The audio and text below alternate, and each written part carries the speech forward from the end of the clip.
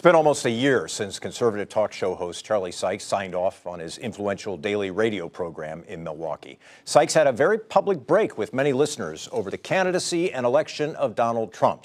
Sykes was a never Trump guy. He still is. He also says he is still a conservative. Today, Sykes has a national platform. He's a commentator for MSNBC, a public radio host.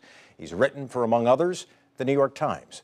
He's also the author of this new book, How the Right Lost Its Mind. It comes out this Tuesday, and Charlie Sykes joins us now on up front. It's good to have you on the program. It's good to be here, Mike. So you've described this process of writing a book as painful and soul-crushing. What do you mean by that? Well, the whole year was soul-crushing and somewhat disillusioning. And the reason I wrote the book was, frankly, to step back and for myself to say, what just happened? How did this conservative movement that I thought that I understood, how did it acquiesce? How was it taken over by Donald Trump? What did I miss? What did I not understand? And that's really what the book is, to essentially say, how did we get here? You came to the conclusion, I think you say in the book, that the conservative movement had a pre-existing condition. Yeah, I mean, there's two big questions. Did Donald Trump come in and take over? Was it a hostile takeover of an otherwise healthy movement?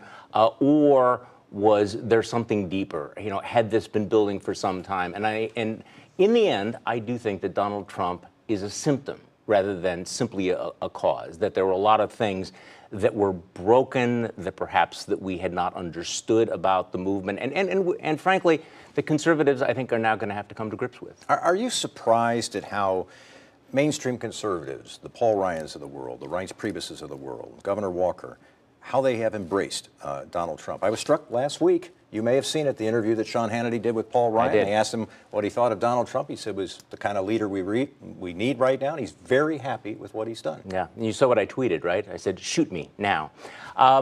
Yes, I am surprised by all of that. But I would divide conservatives into two groups. There were some who basically said, look, this is a binary choice.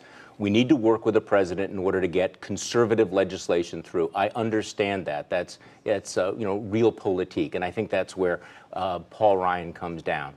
Then, of course, you have the other folks who are the Kool-Aid drinkers, and you know, when I described last year as being disillusioning and soul-crushing, remember here in Wisconsin, we were set to be kind of a firewall of rationality. Donald Trump did not win the primary here. He lost badly, and yet, as the year went on, you watched as one conservative thought leader after another basically said, no, we're okay with Donald Trump. We're okay with what he says about women. We're okay with what he says about immigrants. We're okay with the erratic narcissism and the serial lying. We're going to go along with all of that.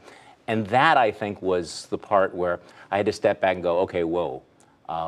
This pull of tribalism, what we have become in this country, and how deeply tribal both sides have become in American politics. The book contains at least some self-reflection, and in the interviews you've done since you left the talk radio world, you've tried to take an honest assessment of whether you were part of the issue. And so where are you today on that? The fact that you were very critical of the mainstream media, the fact that at times you suggested that voter fraud was a major part of some of the political system today. How much of a role did Charlie Sykes play in that? Well, that's an interesting question, and I think people are going to come down on different sides of all of that, and it's a matter of course, it's a matter of degree. You know, I mean, I was part of an alternative media that I think for a while played a very positive role and continues to play a positive role as telling the other side of the story. But at some point realized that we had created an alternative reality silo that in fact had reduced the right's immunity to fake news and false information.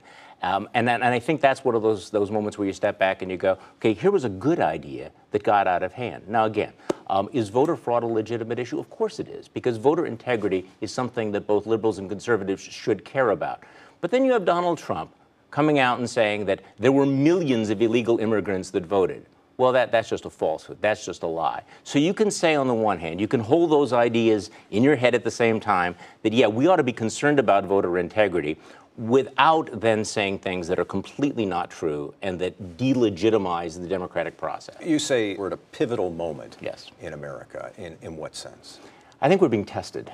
I think there's two ways of looking at this. America is powerful, it's resilient, but also we're fragile. We are not immune from history. We're being tested. Our culture's being tested, our character's being tested, our institutions are being tested. I think that people who think that we can go into this kind of deeply divided politics, accept the post-truth era and not be affected in a very negative way, I think that might be naive. And I do think that we are at that moment of being tested. Charlie Sykes is the author of the new book, How the Right Lost Its Mind. It comes out on Tuesday. Thanks very much for being with us today. It's great. Thank you. You'll find more of my interview with Charlie Sykes on our website. What he says disillusioned conservatives, like him, can do to reclaim their movement. That's the upfront section of WISN.com. Coming up next, the Milwaukee County judge running for state Supreme Court. I'll be asking Rebecca Dallet what she would bring to the bench.